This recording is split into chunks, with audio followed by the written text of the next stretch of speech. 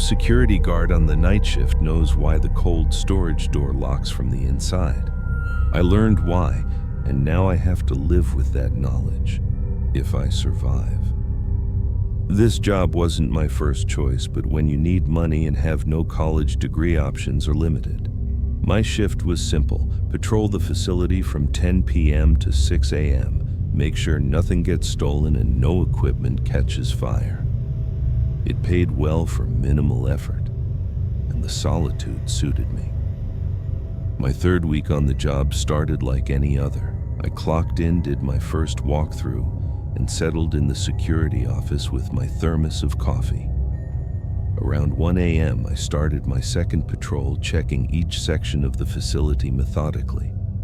The meat processing floor was silent, the massive machinery looming in shadows.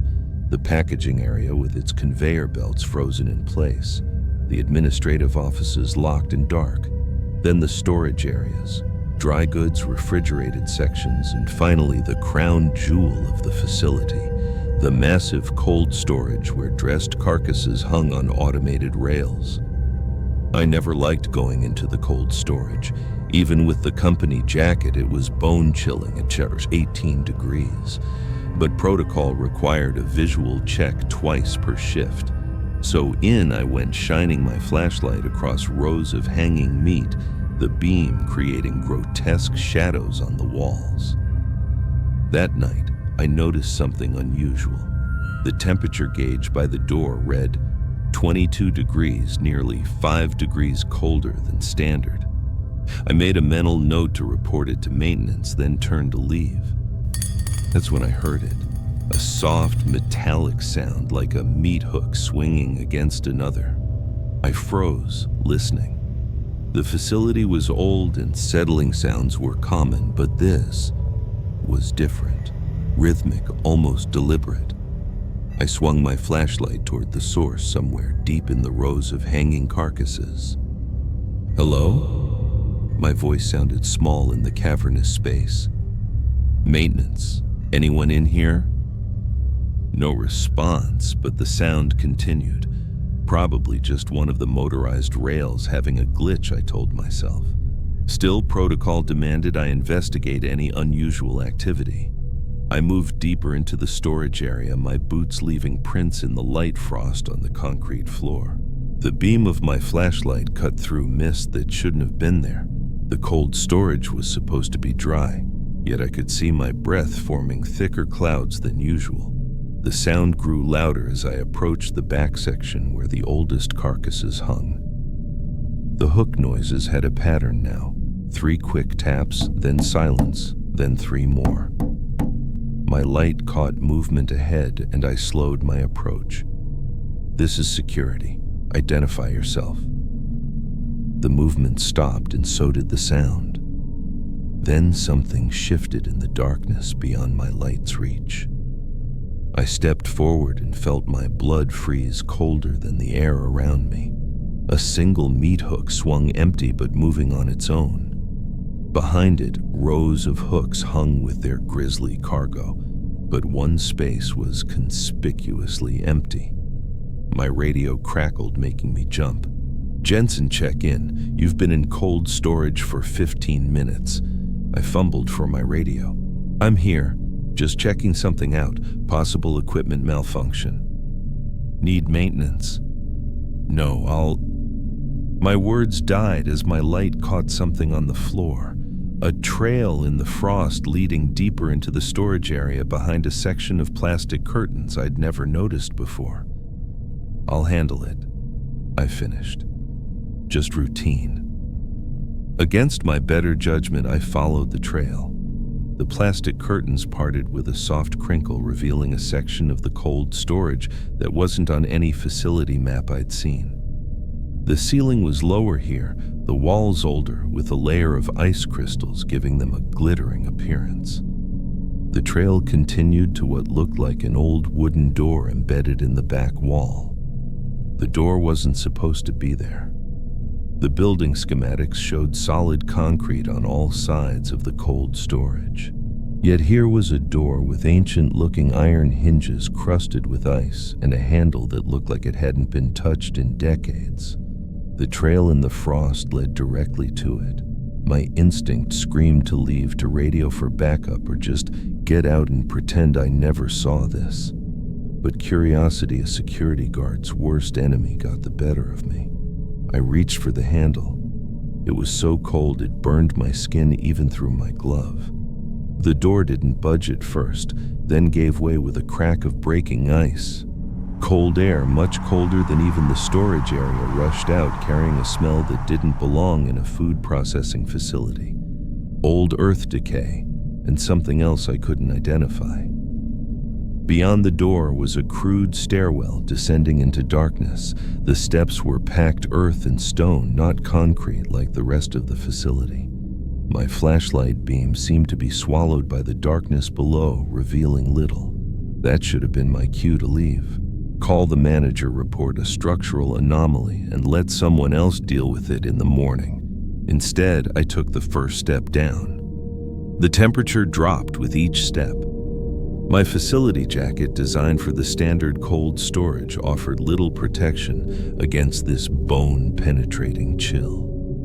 By the 10th step, my teeth were chattering, and the flashlight flickered as its batteries protested the extreme cold. The stairwell ended in another room, roughly carved from earth and stone, with walls covered in a thick layer of ice. It looked ancient, far older than the facility above. My light revealed crude shelves also covered in ice, and on them objects that made no sense. Glass jars with dark contents, leather-bound books, and what looked like tools from another century. In the center of the room stood a metal table also iced over, and on it, something covered with a cloth stiff with frost. The rational part of my brain was screaming now. This wasn't part of the facility. This wasn't something I should be seeing. Yet I moved toward the table, drawn by a curiosity I couldn't explain. I reached for the cloth. I wouldn't do that if I were you. The voice behind me nearly stopped my heart. I spun around, flashlight raised, ready to defend myself. An old man stood at the foot of the stairs. He wore the uniform of the facility maintenance staff, but it was outdated by at least 20 years. His face was gaunt with deep-set eyes that reflected my flashlight with an unnatural gleam. "Who are you?" I managed to ask through chattering teeth. "This area is restricted." The old man smiled, revealing teeth too perfect for his weathered face. "I'm the caretaker, have been for a long time. And you're right, this area is restricted. Even the owners don't come down here anymore. They prefer not to know." "Know what? What is this place?" "Storage," he said simply. "The original cold storage from when this was still Black River Meats back in 1891, before electricity made things convenient. We used the natural cold from the underground spring and ice harvested in winter. Very efficient." "That's impossible. This building isn't that old."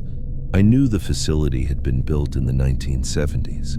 "The building above isn't, but this," he gestured around, "this has always been here. The company built on top of it, incorporated it. Some things are too valuable to abandon."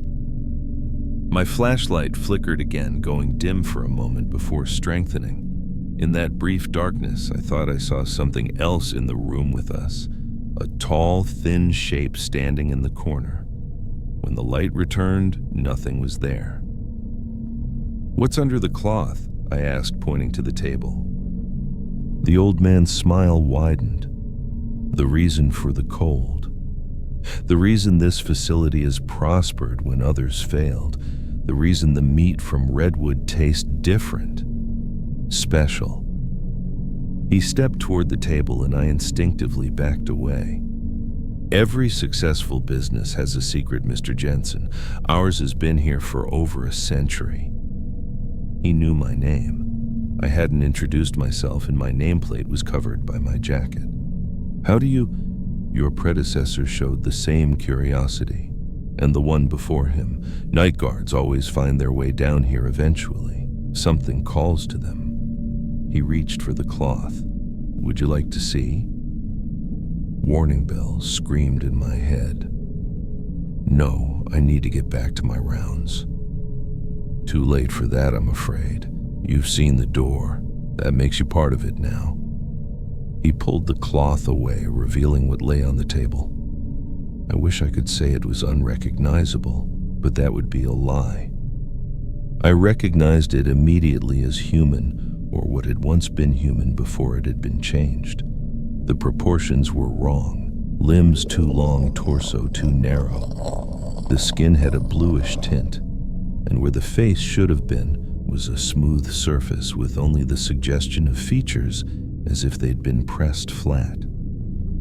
Most disturbing of all, it wasn't completely frozen. A subtle movement in the chest suggested it was breathing very slowly. "What is that?"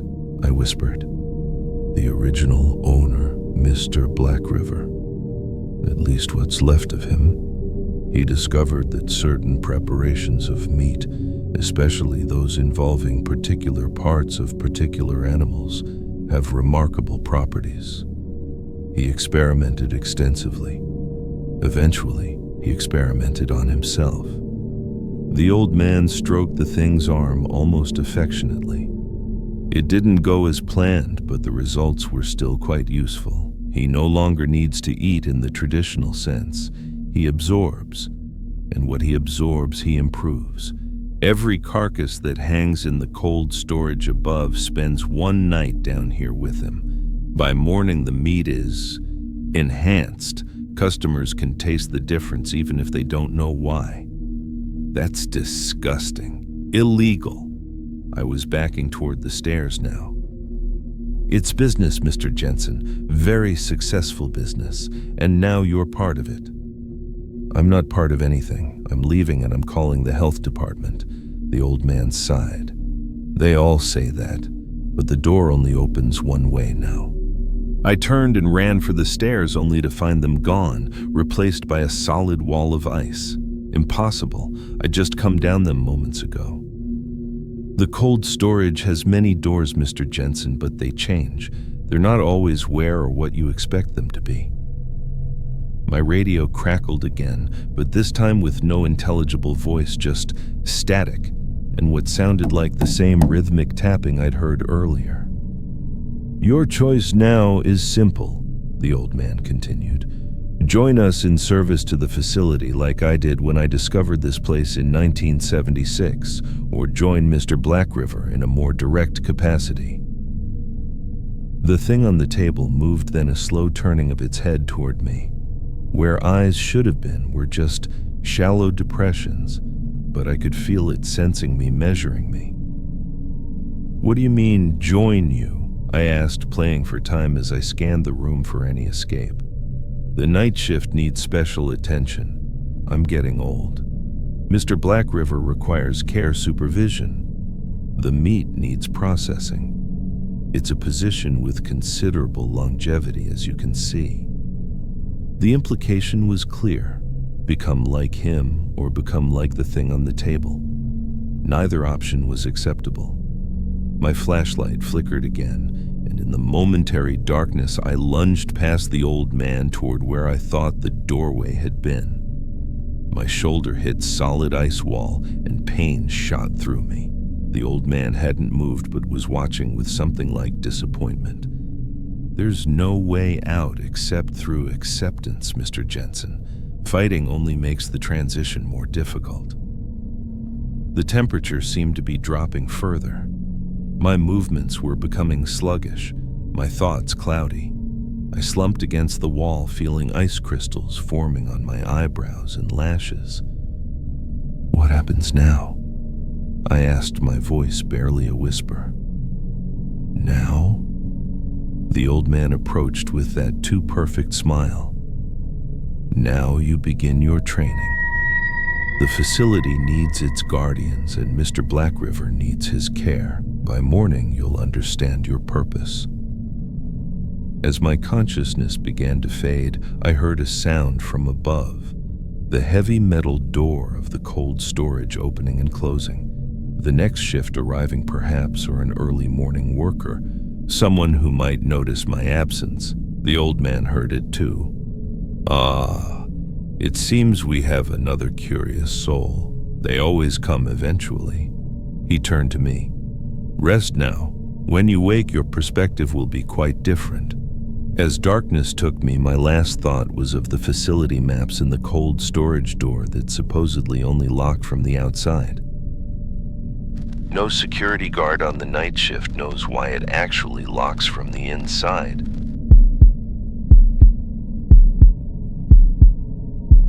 When the door of the underground shelter I'd entered to escape the storm closed behind me, I noticed the writing on the wall. Subject 247, observation has begun. I never should have taken that shortcut through Wilson Forest. The weather forecast mentioned only a chance of rain, not the biblical downpour that suddenly unleashed from the darkening sky. Within seconds, I was soaked to the bone as thunder cracked overhead. The narrow dirt trail turned to mud, making progress on my mountain bike impossible. I dismounted, looking for shelter. Lightning struck nearby, illuminating something I hadn't noticed before. A concrete structure, partially buried in the hillside just off the trail.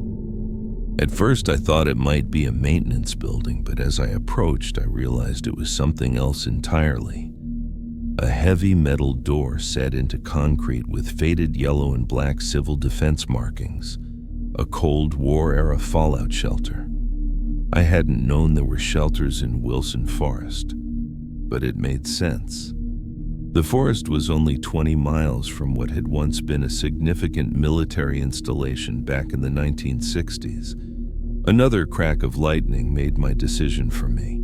I needed shelter. When I pulled the external handle, the door swung open with surprising ease. I wheeled my bike inside, eager to escape the downpour. The interior was dark but dry. I fumbled for my phone to use its flashlight as the door swung shut behind me. Heavy, metallic thunk. Complete darkness enveloped me.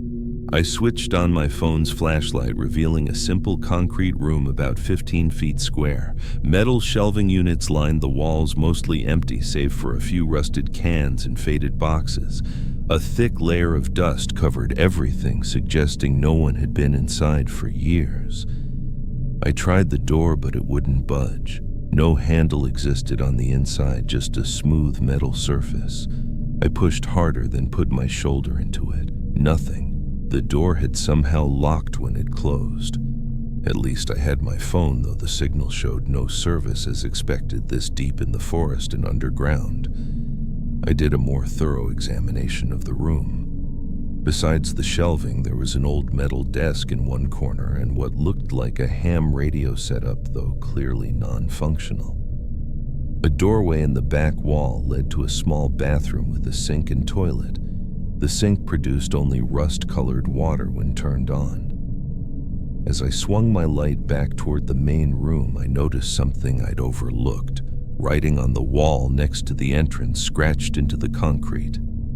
Subject number 247, observation has begun. A chill ran down my spine. I moved closer, examining the writing. It looked recent, the concrete dust still visible where it had been scratched away. Below it was another line in the same handwriting. There is no escape, only completion of the test. What the hell? Was this some kind of joke? I did another circuit of the room, now noticing other writings scratched in various places. They're watching through the vents. Don't sleep. That's when they come in. 247 subjects before me. All failed. Will I be the first to pass? Each message increased my unease. This had to be someone's idea of a sick prank. Some kids probably found the shelter and decided to turn it into a horror attraction, yet the door was still firmly shut with no way to open it from inside. I checked my phone, still no signal, and the battery already down to 62%. I tried shouting for help, but my voice just echoed in the confined space. No one would hear me, especially not with the storm raging. I decided to conserve my phone battery using the flashlight sparingly. I'd wait out the storm, then try to find another way out, or call for help if my signal returned. I sat on the floor, back against the wall, and closed my eyes, trying to stay calm. The shelter was silent, except for the occasional rumble of thunder and the steady drip of water from somewhere in the bathroom. I must have dozed off because I jolted awake to a new sound, a mechanical whirring coming from the ceiling. I switched on my flashlight and directed it upward. In the corner of the room was what I had assumed was an old ventilation grill. Now I could see it was actually rotating slowly, aperture opening wider. As I watched, a small object descended from the opening. It looked like a metal sphere about the size of a tennis ball, suspended on a thin cable. It lowered until it was about 7 feet from the floor, then stopped. The sphere rotated slowly as if surveying the room. "Hello?" I called out cautiously. "Is someone there? I'm trapped in here." The sphere rotated toward the sound of my voice. With growing horror, I realized there was a small camera lens on its surface, now pointed directly at me. A tiny red light blinked next to the lens. The sphere retracted suddenly, disappearing back into the vent which closed behind it. My heart was racing. This was no prank. The shelter was active monitored, but by whom? I began a frantic examination of the room, looking for anything I might have missed. The shelves yielded nothing useful, just empty cans and decayed supplies. I moved to the desk, pulling open the drawers. Most were empty, but in the bottom drawer I found a notebook. The pages were yellowed with age, but still legible. I shined my light on the first page. Project Mind Vault, Observation Protocol. Below was text that made my blood run cold. Subjects are to be observed for minimum 72 hours under isolation conditions. Psychological responses to stimuli will be recorded and analyzed. Subjects displaying optimal adaptation characteristics will proceed to Phase 2. All others will be removed from the program. I flipped through more pages, finding clinical descriptions of tests involving sleep deprivation, sensory manipulation, and psychological stress. The final pages contained a list of numbers from 1 to 246 with notes beside each. Most entries ended with the same notation. Failed to adapt, terminated. Terminated. The word hung in my mind like a death sentence. A mechanical click from the door interrupted my thoughts. A small panel in the door slid aside, revealing what looked like a food tray. On it was a plastic bottle of water, a sandwich wrapped in clear film, and a small paper cup containing 2 white pills. A metallic voice spoke from a speaker I hadn't noticed in the ceiling. Subject 247, nourishment provided. Medication must be consumed for continuation of test. "Who are you?" I shouted. "Let me out of here now." No response, but the red light in the camera blinked steadily. I approached the tray cautiously. The water bottle was sealed factory standard. The sandwich looked like ordinary white bread with some kind of meat. But the pills, there was no way I was taking unknown medication. "I'm not taking any pills," I called out. "This is illegal. You can't hold people against their will." The speaker crackled. "Refusal to comply will be noted. Alternative testing protocol will commence in 30 minutes. "What does that mean? What alternative protocol?" Silence. I took the water bottle but left the sandwich and pills. I wasn't hungry anyway, just scared and angry. I examined every inch of the walls, looking for weaknesses, seams, anything that might offer escape. The concrete was solid, the ventilation ducts too small for a person. After what I estimated was about 30 minutes, the light suddenly went out. Total darkness enveloped me. Then came the noise, a high-pitched electronic whine that seemed to come from everywhere at once. It wasn't particularly loud, but something about the frequency was deeply unsettling, making it hard to focus. "Stop this!" I shouted, covering my ears. "Turn it off!" The noise continued for what felt like hours, but my phone showed only 20 minutes had passed. Then as suddenly as it started, it stopped. A new sound replaced it, a voice barely above a whisper, seeming to come from the bathroom. "They're watching you." I froze. "Who's there?" No response. I turned on my phone light and cautiously approached the bathroom. It was empty. But on the mirror above the sink, written in what looked like condensation, was a message that hadn't been there before. "Take the pills. It's the only way out." I backed away, heart pounding. Was I hallucinating? The isolation and stress could be affecting my mind.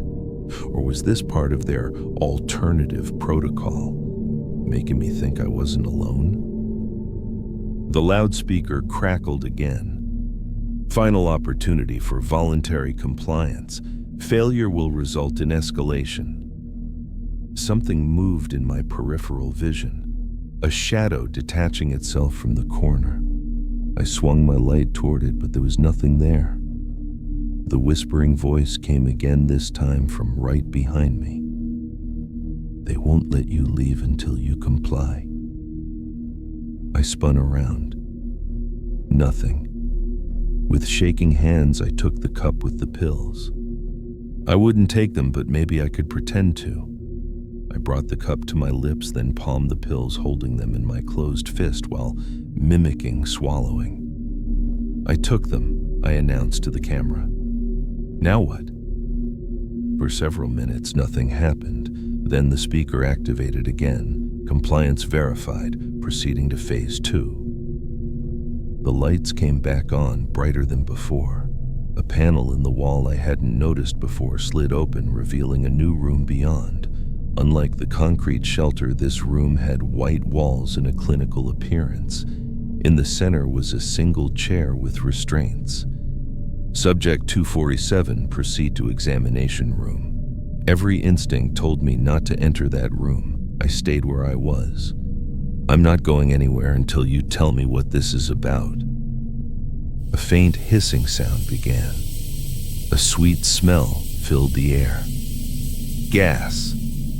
I held my breath, covering my nose and mouth with my shirt, but it was too late. I'd already inhaled some.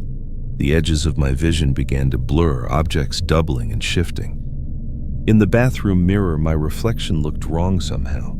Eyes too dark, face gaunt. Behind my reflection, another face appeared, emaciated with hollow eyes. 247, it whispered. My number was 198. I failed the test. Will you? I stumbled back to the main room, the gas making my movement sluggish. Through my delirium, I noticed something I'd overlooked before.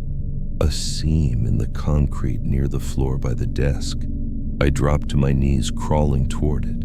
Up close, I could see it was a small access panel. With fumbling fingers, I pried at the edges. To my surprise, it moved, revealing a narrow passage beyond.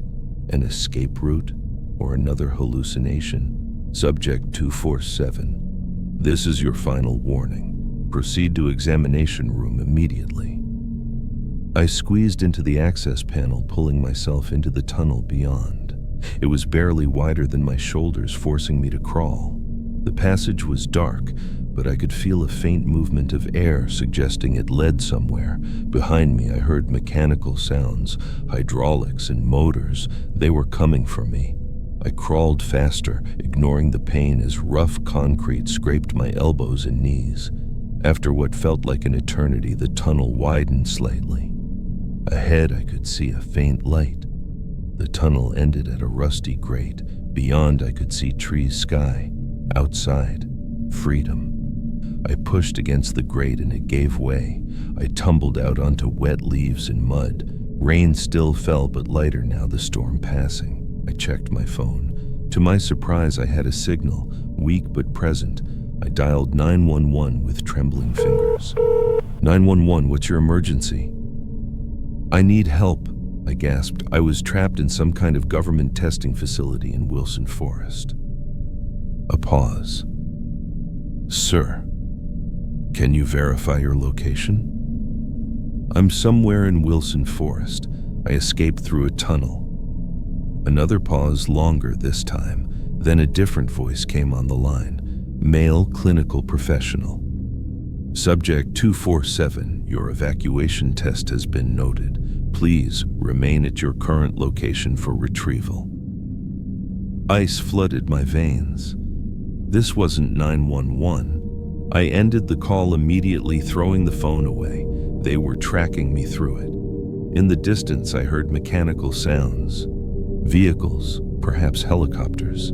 They were coming. I ran, choosing a direction at random, pushing through underbrush.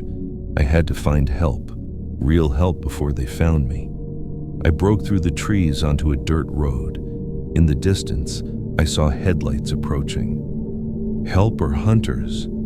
The headlights drew closer, revealing a park ranger truck. Official help. I stepped into the road, waving my arms. The truck slowed, then stopped. The ranger rolled down his window, looking concerned. You all right? You look like you've been through hell. Please, I gasped. You have to help me. There's a facility in the woods. They're doing experiments on people. The ranger's expression changed from concern to recognition. Subject 247, he said calmly. Your evasion skills are impressive. Most subjects don't make it this far.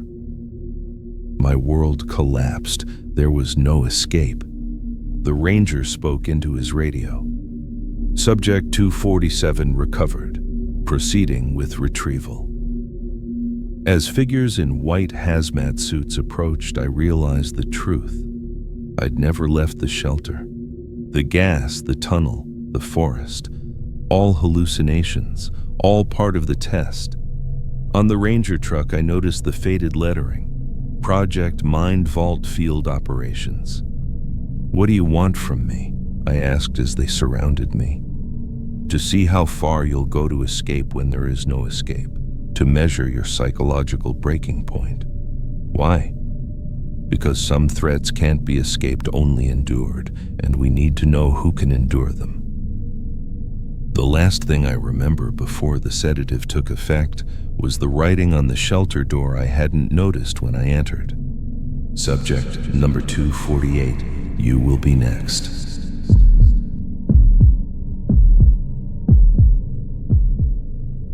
During the third hour of being locked in the library, I heard a dragging sound coming from between the bookshelves. When I turned my phone's flashlight, I saw blood trails on the floor, fresh and wet.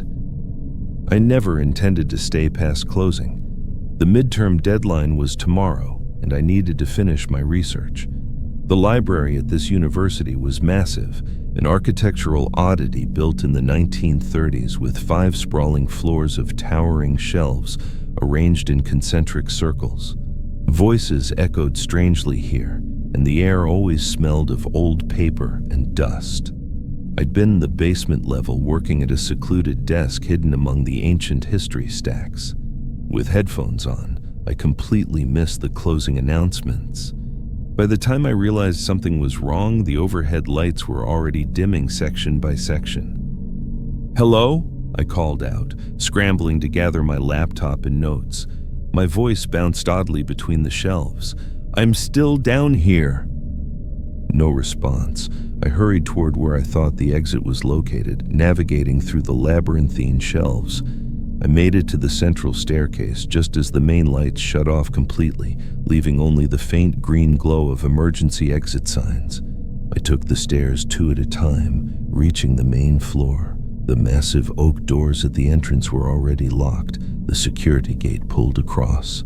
Through the glass doors, I could see the empty security desk. The night guard had already left. I pulled out my phone to call campus security, but there was no signal in the library. The thick stone walls and remote location on campus always made reception terrible. I tried the Wi-Fi, but it had been shut down with the rest of the systems. "Great," I muttered. I was locked in until morning. It wasn't the end of the world. I had water in my backpack and some protein bars. I could keep working using my laptop until the battery died, then curl up somewhere and sleep until the morning staff arrived at 8 a.m. I returned to my desk in the basement, the beam of my phone's flashlight cutting through the darkness. The library felt different now, the silence absolute, except for the occasional creaking of old wood shelves settling. I worked for another 2 hours until my laptop battery was nearly dead. The basement was cold and I was getting stiff sitting in one position. I decided to explore a bit, maybe find a staff break room with a couch. That's when things started to get strange. I was on the main floor, passing through American literature, when I noticed the floor plan seemed wrong. I'd been studying in this library for 3 years and knew the layout well, but now the shelves seemed arranged differently. Where there should have been an open reading area, there was just more shelving extending into darkness. I must be turned around, I said to myself, the sound of my voice providing momentary comfort in the darkness. I tried to retrace my steps, heading for where I thought the central staircase should be.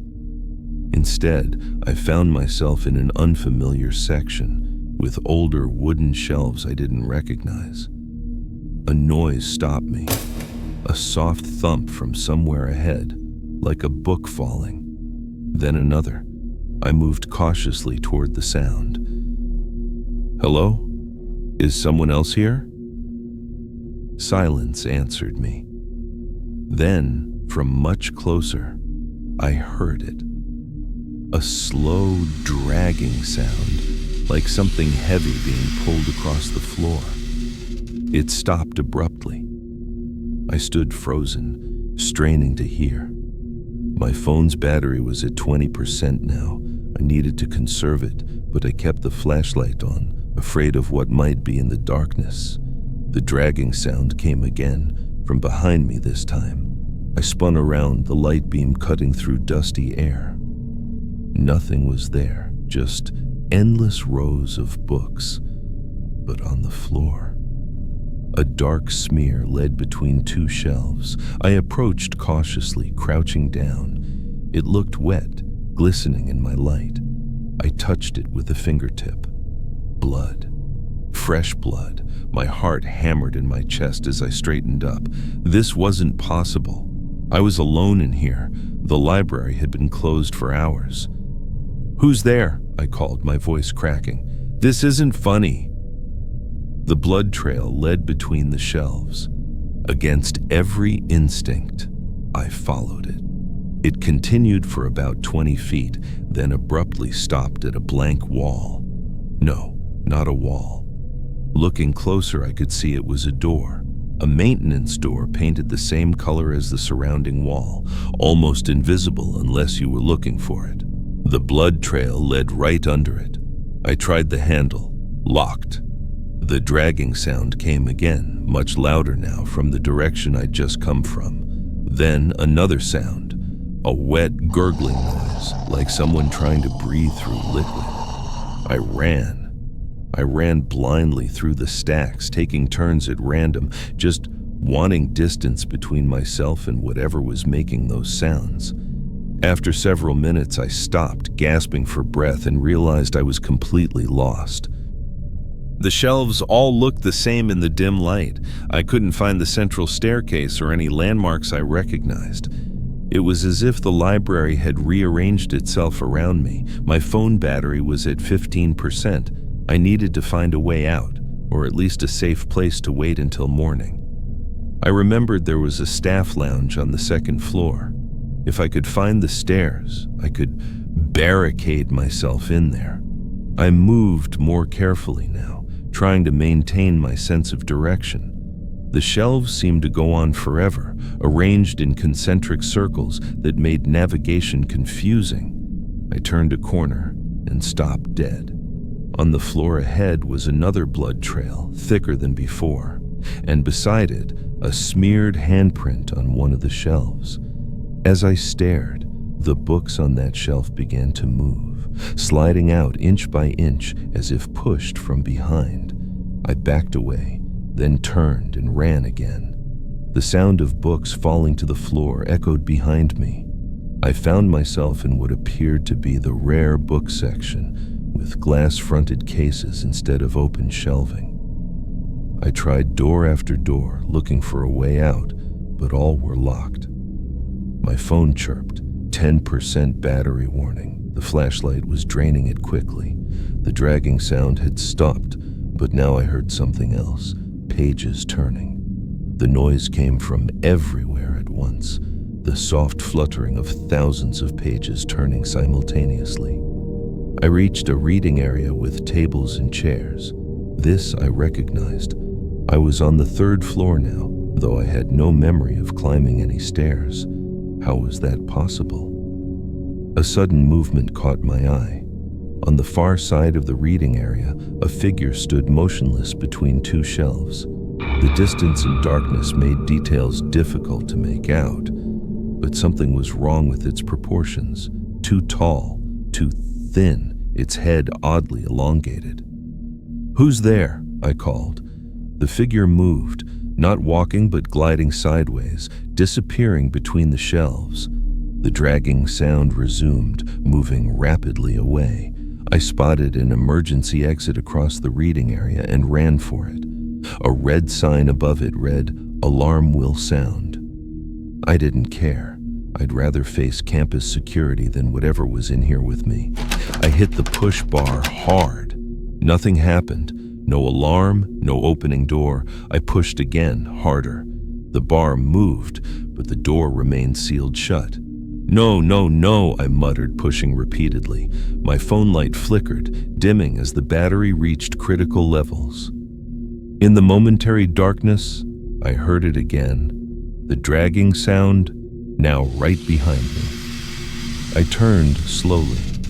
In the dying light of my phone, I saw it. The thing was shaped like a person, but wrong in fundamental ways. Its limbs were too long, joints bending at unnatural angles. What I had taken for clothes were actually loose pieces of skin hanging from its emaciated frame. Its face was mostly hidden behind long, matted hair, but I could see its mouth, stretched too wide, filled with needle-like teeth. In one elongated hand, it dragged a body, a security guard, his throat torn open, leaving the blood trail I'd been following. My phone died, plunging me into darkness. I ran blindly, colliding with shelves and tables, guided only by the emergency exit sign's faint glow.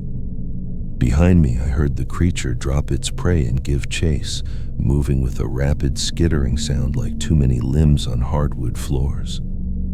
I found a door, any door, and pulled it open, throwing myself inside. It was a small supply closet.